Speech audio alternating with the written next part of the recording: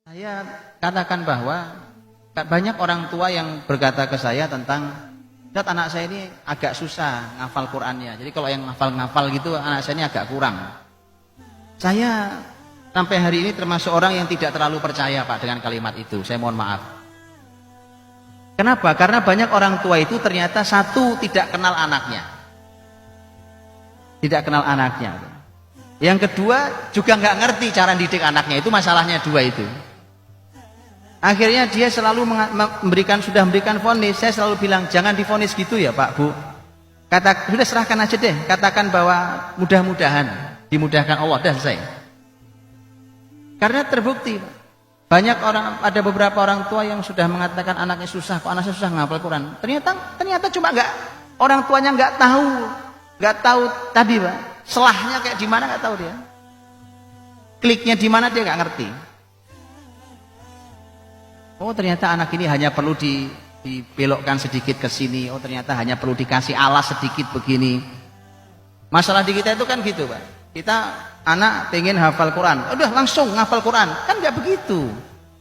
Kan dianalisa dulu. Karena setiap anak punya kelebihan, punya kekurangan masing-masing, punya masalah masing-masing. Dia lihat dulu. Bukan langsung, ayo hafal Quran, kasih ayat, ayo target sekian. Ya ini bukan robot, ini manusia. Anak kita manusia, wong rahim yang sama, lahir anak beda-beda kok. Tapi mereka hebat-hebat. Asal mereka normal-normal saja, insya Allah Pak. Laqad yassarnal Qur'ana lidzikri fahal mim mudzakir. Ini sudah Allah mudahkan. Insya Allah ini hanya karena bapak ibunya belum kenal anaknya. Saya yakin itu, asal anaknya normal ya. Tidak kayak tadi baca Quran langsung pingsan, itu nggak normal. Tapi kalau selama normal-normal saja dan juga ya normal, insya Allah. Itu hanya karena orang tuanya belum mengenal anak-anaknya, dan itu perlu ditanyakan atau diberikan anaknya dicek ke yang ahli, kan, yang mengerti tentang pendidikan Islam. Dia tahu bahwa anak ini harus dibeginikan dulu baru gitu Pak. Dan banyak sekali lagi banyak Pak. Ada anak yang lamun aja buat saya. Itu kan ada masalah sebenarnya.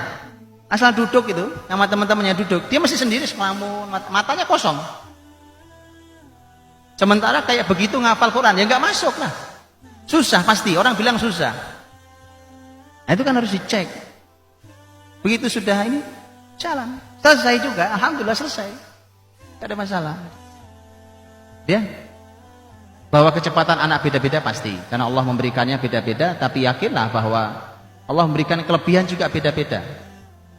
Beda-beda. Allah berikan kelebihan juga beda-beda. Karena Imam Ibnu Qayyim dalam bukunya Tuhfatul Maudud bi Ahkamil Maulud, beliau menyampaikan ada anak-anak yang begitu cepat dan cekatannya kalau tentang keterampilan fisik. Itu berkuda, memanah. Ada yang memang punya keahlian di situ, bukan? Sama. Ini yang otaknya cepat ini, yang cerdas sekali ini, belum tentu juga punya keahlian fisik ini. Padahal ini dan ini sama-sama diperlukan di umat ini. Bukan begitu? Begitu.